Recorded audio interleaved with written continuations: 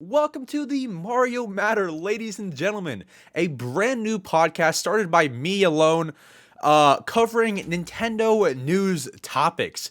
So this podcast will be done probably weekly or so. Obviously, I'll miss some weeks here and there because, life gets in the way. But we will cover rather interesting topics, news topics in specific.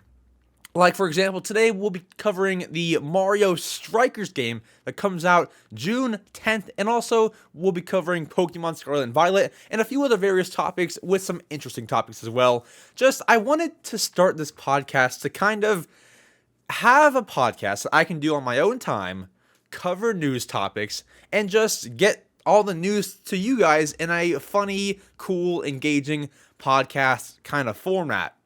So, yeah, that's really all this will be, just a cool podcast, and I'll take little clips of this podcast and post it on my clips channel. If you want to watch the clips only, you can feel free to do that, and the full 1 hour, however long the actual podcast is, will be on my YouTube channel. It won't be on Spotify or anything like that. It'll just be on this main channel. But, yeah, and I'm not going to cut anything out, so, yes, that'll also be good. Nothing will be cut or anything. So, I do want to go ahead and get into topics. So, as I mentioned, this is a news podcast. I'm going to get into some breaking topics from Nintendo and just all kinds of things that I've experienced with gaming, all that stuff. So, getting all the fluff out of the way, let's go ahead and let's talk about Mario Strikers Battle League. Now, this game comes out, June 10th? I'll be very, very honest, guys. I'll be very honest, and we'll just jump right into this. I've never played a Mario Strikers game in my life. I've never played a game, Mario Strikers. I've never touched this series. I don't know. It's a soccer game, which is what I get from it. It's playing soccer. It's almost like soccer and football. You can tackle the guy. I played the demo. It's soccer with football. You tackle, you special moves.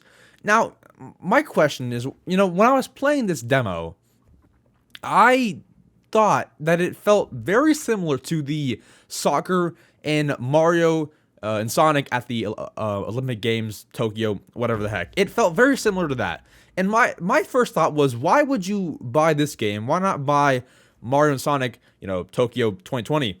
That game, they're very alike. The soccer, it's like the same, it runs off like the same engine or whatever.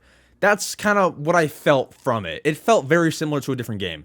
Now, I guess it is kind of its own game because it adds twists, like, you can tackle, as I mentioned, all this kind of stuff. But honestly, for $60, this kind of soccer game, I don't know if I would buy it. I've never played a Mario Strikers game in my life, not for the Wii, not for the GameCube. There's one for the GameCube, Super Mario Strikers, and then there's one for the Wii, Mario Strikers Charged, and I've not played either of those games. I never really got the appeal for Mario soccer games. I never really understood it. Maybe you guys understood it. I don't really understand it. But this game, I guess it's a kind of a cool game to kick off the summer with. I mean, Nintendo always releases a summer game. Last year it was Mario Golf. I love that game. I love Mario Golf. But this summer's game is Mario Strikers Battle League, whatever the heck it's called. I can't keep up. They all sound the same. Super Mario Strikers, Mario Strikers Charged, and Mario Strikers Battle League. I wouldn't know the difference. I wouldn't know. But honestly, I mean, unless you're a big fan of this series, I wouldn't buy it. I don't know. Maybe I'm missing something. If I'm missing something, let me know in the comments, because, I mean, I don't know. Am I missing? It's soccer. It's soccer.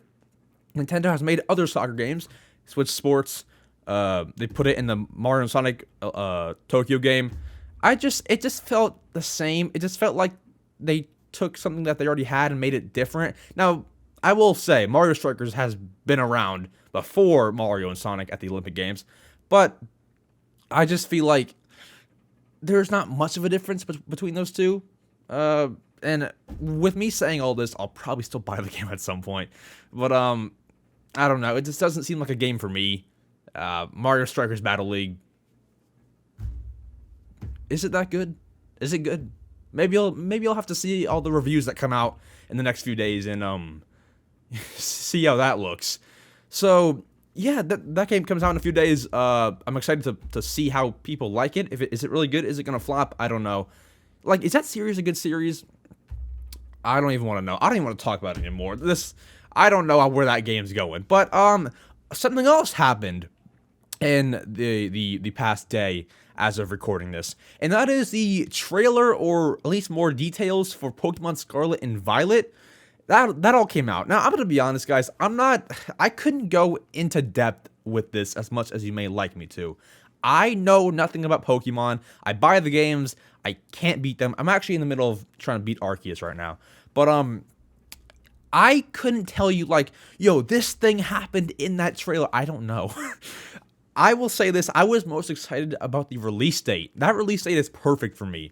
That is near my birthday, Thanksgiving, if you so celebrate, Black Friday, all those things. It's like another, like, so here's the entire month of November, and then it kind of spikes again because that game releases. It's perfect timing for me. And that's really all I even cared about while that trailer was going on. Now, there is this new Pokemon. I think it's new, right? I don't know. Lechonk. It's like a pig animal creature. Lechonk. That's definitely a new one, right? I couldn't tell you, to be honest. But yeah, I woke up at early enough to watch that trailer, and it just looked like another Pokemon game, which is not a bad thing. It's a really good thing because it could have been a lot worse. It's just another Pokemon game that comes out November 18th, 2022, if I have that right. So yeah, it definitely looked very cool. It looks a lot like older games, but I am excited to play that. Will I stream it? Probably, but not on the release date. I will definitely pick it up. Now, if you want to ask me which one I'll be getting, Scarlet or Violet, my answer will be Violet. Guys, I don't know. What's the difference? Pokemon X and Y, Pokemon Sword and Shield. What's the difference? Pokemon fans are cringing right now and probably will never listen to me again. But I don't know what the difference is between these two games. I don't know. Is it different in the Pokemon that you catch? Is it different in the dialogue? Is it different in any? I don't know. Is it different at all? Is it like a tiny difference? Like, I don't know. But I'm gonna go with Violet because I like Violet better. Here is a picture of Scarlet, and here's Violet. Violet looks so much better. I'm gonna go with Violet, and I also like the cover art. Nintendo revealed the cover art in the trailer, and I gotta say, I like it a lot. I like the one for Scarlet, and that'll look so nice on a shelf. You know, if you can see the cover art, obviously, that'll look so nice on a shelf full of games. I thought that the cover art was really good. Probably the better than Sword and Shield's cover art. I mean, for sure. I thought it was super cool, and that's like one of the biggest things that like surprised me. The cover art for it. I like that a lot. I like how it has that like golden border, I think, if I'm not mistaken. And I could not answer the Pokemon on there for my life. I don't know who that is. I don't know what that thing is. But so yeah, that was revealed yesterday, and I think it was a good thing for the Pokemon community. Like I think everyone enjoyed it. Like, everyone thought it was good, right? I think. I mean, I didn't see any negative reactions to it. I didn't know what to think, obviously. I'm no Pokemon fan. I am a little bit, but I don't know anything. I thought it was good. It looks cool. I don't remember anything really from it. I kind of forget most of it just because I'm not super into it.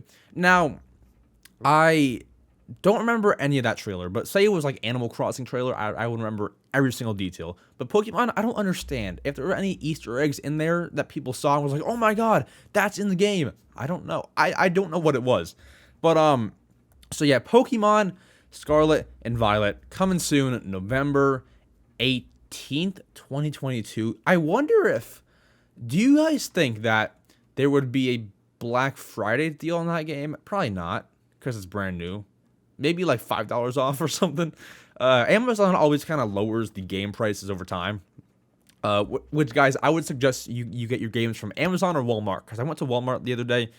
All the games are like much cheaper than what you would get on the eShop or somewhere else. But yeah, Amazon is the place. I wonder if they'll do anything to decrease the price of Scarlet and Violet. Maybe it's like an obvious answer, but I don't know because I've never really paid attention to a game that releases so close to Black Friday and it been discounted. I don't know if that's ever happened. I'm sure it has, but would it happen with these two games? I don't know. That I don't know, but if it does happen with those games, I'll definitely swipe at it and get it on the Black Friday deal. I feel like that's what, if that happens, I feel like that is what a lot of people would probably do in terms of buying that game. Definitely go for the Black Friday deal. Now, I want to... Shoot, man. I want to move on to this one topic. I don't know if you guys can relate, okay? I don't know if you can relate. Now, this is the topic that is not news at all. It's kind of like a sidetrack. In this podcast, I want to talk about things, gaming-related things, obviously, that happen in my life or I experience or things like that. And this is certainly one of them, and I don't know if you guys can relate. Now, what I'm about to show on screen is something that will look very, very familiar. The Nintendo Wii. Now, I gotta say this because I need to know if I am the only person who thinks this, okay? So, this Wii right here has been in my room. This is the one that is played on streams and everything, right? Okay. Recently, it has been giving me errors. Now, in the middle of a game, it'll just say something like, could not read the disc, refer to the operations manual or guide or whatever for further instruction or something like that. Something to that effect. Does that scare anybody? Does that scare you? It scares me. You're playing a game, it freezes for like half a millisecond, it's like so short, it like just everything stops and then the audio cuts and then it cuts to a black screen and says, the disc cannot be read, refer to the operations manual. Has anybody ever had that? That error is one of the scariest things. Because then you gotta hard reset your console, you boot it back up, you get back into the game with the worry of that happening again. And then if it happens again, it gets even worse. Guys, I will be honest, I cannot play Wii games anymore. Which is why this is even unplugged. I can't play these things anymore. I don't like that error. I don't like it at all. Have you guys also gotten that error? It's like, the system files are corrupt. I didn't do anything to my console. I think I turned it on one time and it says, these system files are corrupt. The system files are corrupt. I don't know what happened. I don't know what happened. Whether this thing is failing on me, whether... I mean, I don't really know, man. I don't know what's happening with this Wii in particular. The smart option is probably just to use the Wii U's Wii, and that's probably just better hardware and everything, less errors. But it's not the same. It's really not the same. It's not the same at all.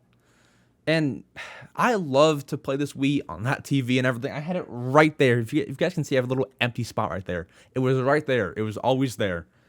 Just to get some errors. Now, I want to know, comment down below, guys. Have you ever gotten that error? And is that scary? Or is that just me? Because I don't know. Is that like a scary error? Obviously, nothing bad will happen. You turn off your Wii and you turn it back on. But it's... That's a scary error to be had there. That is a weird error. And like, I don't know. I was too young to even fully experience the Wii. It came out when I was born. It's older than me. And so I played it here and there, but I was 4 and I don't remember anything because I played it in 2010 before the Wii U came out. And I don't remember anything. So now at this age, going back to, kind of check it out and see what it's all about. It's a weird console, man. And I want to say something that'll lead me into my next topic here. So I was using my family Wii, not this one. This is a different one. And I tried to go to the Nintendo or Wii Shop channel on my Wii console. If you guys have used this Wii Shop channel in the past 2 months, you would know it doesn't work. the servers are down for the Wii Shop channel, but not only the Wii Shop channel. From my knowledge, it's the entire Nintendo Wii's servers. You cannot update your Wii. If you have it on version 4.2, it cannot jump to 4.3. It can't right now. As of recording this, it cannot. The servers are down for the Wii.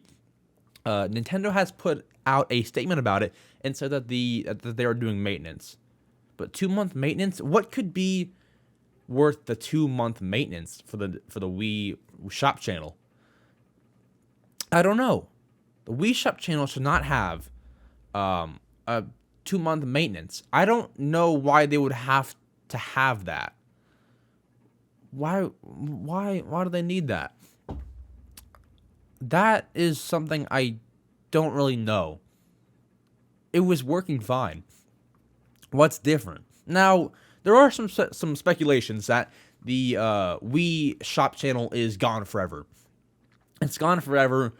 I don't believe that. I believe that if it would be gone forever, they would give us a heads up. They would give us a heads up and tell us, it's closing forever at some point at this date. Do what you want to do now, re-download games, all that kind of stuff. But it was gone without warning, and I don't know when that'll be back up. But I want to re-download games and update my Wii. This is the 4.2 Wii. I've not updated it actually. So yeah, I don't really know when that'll be back up, but I want to bring it up because that's honestly very weird. It's weird that it's down without notice, and it's been down since like March. It's actually June now, so that would be almost 3 months. I think it was like mid-March or something, middle of March. Yeah, no, that's really weird that it's down and won't be back up. Who knows how long? It could be next year. Next year until it's back up and running, and then you can re-download games. I think that following this maintenance, Nintendo will announce. So after it's back up, I think that in a few months they'll announce that it'll be gone forever. That's my thinking. I don't know. Maybe it'll be another 5 years before it's gone. Maybe another 10 years before it's gone. Yeah, I don't know. It's a confusing one. But this console recently has unsettled me, and I don't know what it is. Comment down below if you can relate, because I would really like to know that it's not just me. I can't play any of the games anymore. I can. I sure can. But I don't want to. And I'm sure I'll get back to them eventually, but I can't play them without thinking, oh my gosh, this error could pop up any second. Any second now. Black screen. And it's just scary for some reason. If this sounds dumb to you, if you've never had it happen, if you had it happen, you would know. This thing is scary. It's nothing to be scared of, though. It's just a black screen that says an error occurred. Refer to the Wii operations manual for details. Why is that scary? I don't know. But shifting over to our next topic, which is sort of related to this Wii Shop channel one, the 3DS. The 3DS and the Wii U. You can no longer use credit cards on the Wii U and 3DS eShop. This is something that... Is it well-timed? Is it too soon? Is it too late? I personally think it was a little bit soon. Just a little bit. A little bit soon. I think maybe later this year, or maybe even like early next year, they should stop credit cards and then later that year fully shut it off. I think it was a little bit soon, as there are still some 3DS games that people still want to buy. And of course, now you can still buy them, but credit cards were the superior way to buy one of those games. Now, as I just said, it's still available. The Wii U and 3DS eShops are still available. I believe that they shut down March of next year, 2023. I think that's right, if I'm not mistaken. March of next year, they shut down for good. Obviously, you can still re-download games from there, but I believe it is down for good at that point. Now, I think that the best way to go about this would be to buy an eShop gift card off of Amazon for $10, $25, however much you need, maybe even 50. And I guess just input the code to your 3DS or Wii U and just buy games that way. Would that be like the easiest way, or is there something that I'm missing? I mean, I guess you could you add funds on the Switch if it's connected to your account, use them on the 3DS? Does that also work? I don't know. Does that work? Can you even Is it available to even add funds on the eShop, or did they remove that? I don't know. I've not bought a game from the eShop in forever. I don't know. There's probably a few ways to go about this situation. My way would probably be to buy gift cards off Amazon and just put them into the 3DS. And yeah, that's probably how I would go about that. But I do think it was a little bit soon to discontinue eShop credit cards in 2022. I just feel like, yes, it is over 10 years old now, but I it was a bit soon for me anyway. Maybe everyone else is like, just kill it already. No one uses it, but obviously Nintendo knows best, and they're gonna do whatever is best. And so I don't care too much as long as I can buy things before 2023. I'm good. And yeah, I don't really expect to buy many more digital things from there, so I'm fine. But next topic: Do you guys like digital video games? Do you like digital games? I had this thought recently. I thought to myself, I will never buy a digital game again if it is available physically. Over the past few months, I have valued my video game collection. I have my Switch games right here. And I had just there's games I really like. For example, Pokemon Arceus, new Pokemon Snap, Super Mario Maker. Those are all games I have digitally. I thought it would be so cool to have them on my little video game shelf one day. But they're digital. I can't have them there. So I made this promise to myself to never buy a digital game again if I can get it physically. I just think it looks better. And yes, you can just load it on the Switch without having to put in a cartridge. But I think it's so much more worth it to have the game on a shelf that you can always look at for the rest of your life than to have it digitally. Now, if there are upsides to having it digitally apart from not having to put it in the cartridge, let me know, because maybe I could change my mind on that. But I don't know. I think I'll definitely collect all my games physically from now on.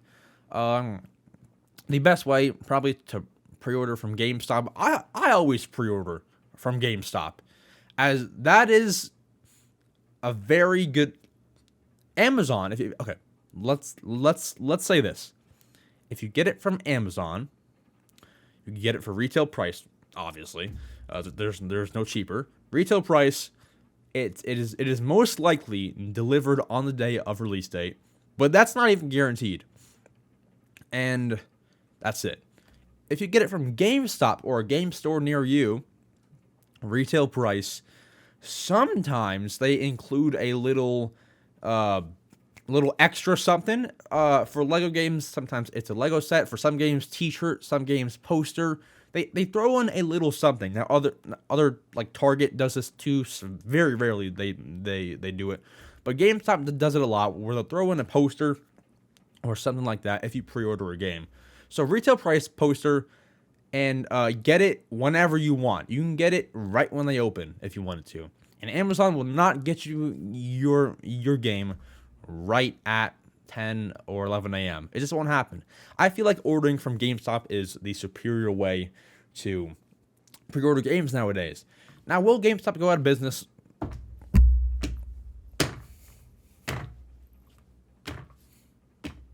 I don't know. It looks like it. It looks like it, but I feel like after they closed a bunch of stores, what, 2020, 2019?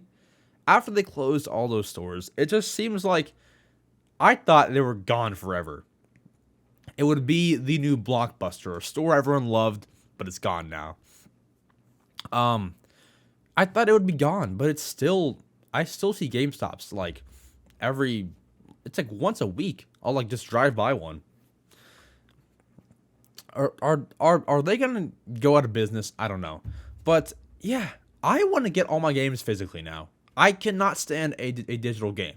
I can't. It's no way, no way. It's just, do you really want a game on your home screen that is a 1080 by 1080 square on your home screen, then have this, a cover art game? The back says all this. You open it up, it has a cool thing inside most of the time, and it has the cartridge. Do you want this, or do you want the little square on your home screen? I'd like to have this, and this is not to shame digital buyers. I get where you're coming from, but I just feel like, why wouldn't you get this one? You know, why wouldn't you? If you have gold points that you want to use to save money, save them and spend them on a digital only game. But really? You don't want this? I just think it's so cool. Now, I want to talk about this too. I want to talk about this. Okay. You get a new game. Okay. Let's put it this way. It is 2008, okay? You get a brand new Wii game. You open it up. There's a manual. What happened to video game manuals, man? I didn't even think about it really when the Switch first came out. I didn't think about it. What happened to manuals? Guys, there used to be a little video game manual that would tell you all about the game right when you get it, and it's right here always. Where did it go? I can get not many people would really read it, or if they did read it, it would be once right when they get the game, and that's it. But it just made it look so much cooler, and I don't like how there's all this just to have the tiny cartridge. I don't really like that. I miss manuals. Now, there is this weird slot right here that a manual could go, but I don't think it would ever actually happen as it would have happened by now. And I feel like Nintendo cannot go from doing manuals, then not doing manuals, which is now not doing manuals, and then do it again. I don't think that could happen. Are manuals extinct? Are they? I don't want them to be. It's like you could get introduced to the game without being introduced to the game. It was another game in itself. It was like 2 games in one. You can view the whole manual if it was cool, of course.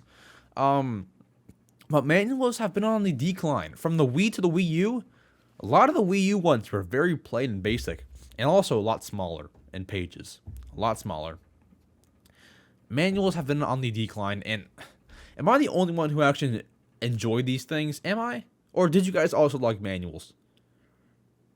Manuals made the whole game box, really.